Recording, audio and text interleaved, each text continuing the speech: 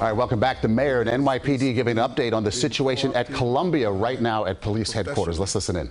Outside agitators, we were extremely cautious about releasing our intel information because our goal was to ensure the safety of our students, the faculty, and without any destruction of property. And we are here today to update New Yorkers about the ongoing situation at Columbia University and our plans to protect students, our staff, and the public.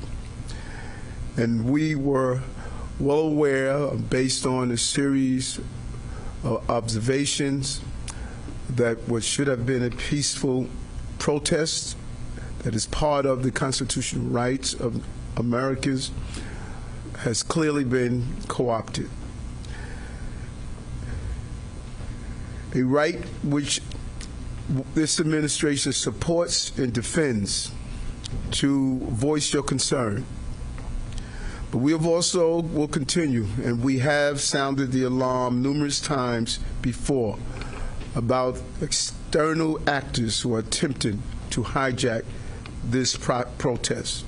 Tonight, we're here to show you some example of these external actors who have no affiliation with Columbia University, as well as some of our other educational facilities. And they are actively creating serious public safety issues at these protests. Maybe some of the students involved don't understand what they are involved in. We urge those and everyone else violating Columbia's order to leave the area and leave the area now. And if you are a parent or guardian of a student, please call your child and urge them to leave the area before the situation escalates in any way. This is for their own safety and for the safety of others. These external actors are obviously not students, and their presence on campus is a violation of Columbia's clearly stated policy. As a police commissioner and our deputy commissioner for intel and counterterrorism, Rebecca Weiner will detail, you will see why this is of concern to us. This group and the individuals one that we're going to show is an outside agitator with a history of escalating situation and trying to create chaos. And it is our belief they are now actively co-opting what should be a peaceful gathering. This is to serve their own agenda. They're not here to promote peace or unity or allow a peaceful displaying of one's voice. But they're here to create discord and divisiveness. That is why I'm urging every student and every protester to walk away from this situation now and continue your advocacy through other means. We will always protect the right to protest, but we must balance that right with the right to keep students, the school, and our city safe. We cannot and will not allow what should be a peaceful gathering to turn into a violent spectacle that serves no purpose. We cannot wait till this situation becomes even more serious. This must end now. I'm going to now turn it over to Commissioner Caban. Thank you very much, Mayor Adams, and good evening, everyone. Over the past 2 weeks or so, this has been a dynamic, evolving situation, and we have been in contact with university officials from the beginning. Again, we are talking about private property, so decisions on what to do on that property are up to the university. With that being said, what we saw last night and into today is not acceptable. Furthermore, and this is very important, as the mayor has said, we are seeing professional external actors getting involved in these protests, including in the occupation of a university building. These people are not Columbia students. They are not affiliated with the university, and they are working to escalate the situation. We are seeing the tactics changing in a way that's endangering public safety. These once peaceful protests are being exploited by professional outside agitators, and the safety of all students, faculty, and staff are now a concern. The right to protest and speak your mind is critical to our democracy, and the NYPD's job is to protect that right. We will never tolerate violence, property damage, or disruption of emergency services. And as we've said, once the university asks for our help, the NYPD will be there ready to assist them. Finally, to the parents, and I say this as a father of a college student myself, be aware where your children are. Be aware of what they're involved in. And if you don't know, reach out to them. The university and the NYPD are taking the situation seriously. You should be taking the situation seriously too. Thank you. Good evening, everybody. So as the mayor and the police commissioner have just been outlining, we've observed, and you all have as well, a really concerning escalation of activity associated with campus protests broadly, and in particular with Columbia University over the past 24 hours. And this escalation presents a real threat to public safety. So I want to make 2 points. One is to reiterate what the mayor and the police commissioner have mentioned, that these protests have been and are being influenced by external actors who are unaffiliated with universities, some of whom have been known to our department and others for many years for their dangerous, disruptive, and at times criminal activity associated with protests for years. So this is not about what's happening overseas. It's not about the last 7 months. It's about a very different commitment to, at times, violent protest activity as an occupation. A number of university partners have reported to us in New York and also across the country that significant portions of their protester populations are unaffiliated with their schools. They haven't got a right to be on campus, and this violates university policies. And most importantly, it presents dangers to students and to the whole university communities where it's happening. And second, we see an escalation in tactics. And when we see what we saw last night, I'm going to show you a few examples, and they exemplify some of the behavior that we're seeing in a much more holistic way. We think these tactics are a result of guidance that's being given to students from some of these external actors. So we see individuals in black bloc attire, scaling buildings, breaking into windows, barricades being made out of furniture or being dragged from the lawn into Hamilton Hall, cameras that have been destroyed, and there's only one reason to destroy a camera. It's certainly not something anyone is taught to do in school. De-arresting tactics being encouraged, property destruction, signs being fortified into shields, reports of physical altercations between individuals, and other forms of intimidation. This has gone to the next level, and we have real cause for concern. And I want to point out that this is an escalation that, while it began last night at Columbia, we do expect it to continue beyond one building on one campus, but to other protests, to other universities, potentially to other cities. We are in constant dialogue with Columbia University officials as well as other partners, and we are, as always, fully prepared to respond. So we want to reiterate that our priority is and always will be public safety for all.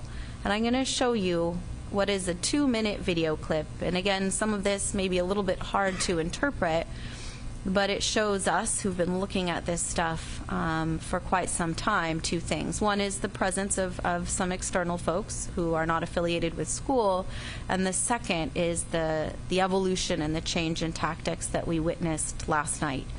So if we could go ahead and play the video.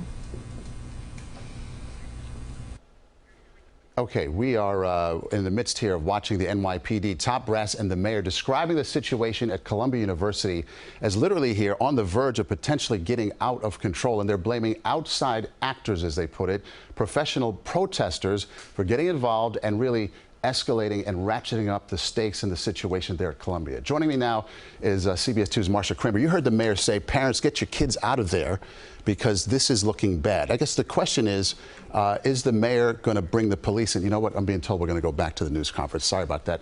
We're going to do that, listen in some more, and we'll come back to you in just a bit. That are being dragged into Hamilton Hall. Again, people unaffiliated with the school who are assisting in allowing them entry. Some training sessions that are occurring within the encampment itself.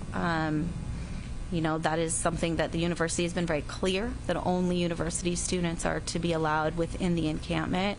And these are just some still shots of some of the property destruction that we saw within Hamilton Hall.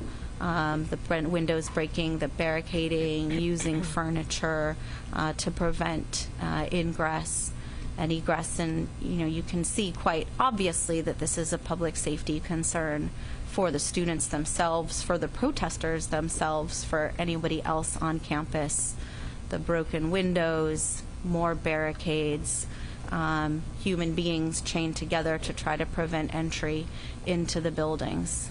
So this is, you know, far beyond First Amendment protected speech and peaceful protest, which has been, you know, a key element of some of these things over the last few months. A lot of people involved. Some of them are known to us, and others are reported by university officials to be unaffiliated with campus. So that is why we are urging people to take this opportunity to leave Hamilton Hall, and just to reiterate that we are here to make things and keep things safe for our city. So thank you. All right, so we'll make this video available to you immediately after this press conference, but for now we'll take just a few questions on topic only. Miles? If the NYPD were to go to Columbia, so what charges would the students face, and does this message to leave Columbia now have a time table attached to it? You know, so we are in ongoing dialogue with officials and, of course, stand ready to come in if we are invited in. And, of course, some of this activity, we would need to review the specific facts to see what charges might be appropriate. But in particular, for folks who are unaffiliated with the university, you know, it certainly looks to be like a trespass situation, and depending on their involvement, and the video will help us understand the full suite of their activity, there may be charges associated with the property destruction and the vandalism as well. And Commissioner Dorsey's been in touch with legal, so let him All right. Good evening. For the individuals that are inside of Hamilton Hall, they will be charged with burglary in the 3rd degree, criminal mischief, and trespassing. For the individuals that are in the encampments outside, they will be charged with trespassing and disorderly conduct. Who else? Bahar? Yeah, could you tell us a little bit more about this? You have to regard this as final been rule. involved in the past, and also what strategies are you and the school using to identify, connect these people who are often Okay, let's break down what we've been listening to there at police headquarters. Marcia Kramer joins me now. I guess the question is, do police move in on the protesters at Columbia at some point? Because right now they're telling parents to get their kids out of there, everybody to leave, you will be charged, and so on and so forth. But really, do police move in? I think, Maurice, you have to look at this as the final warning. The mayor said that this must end now.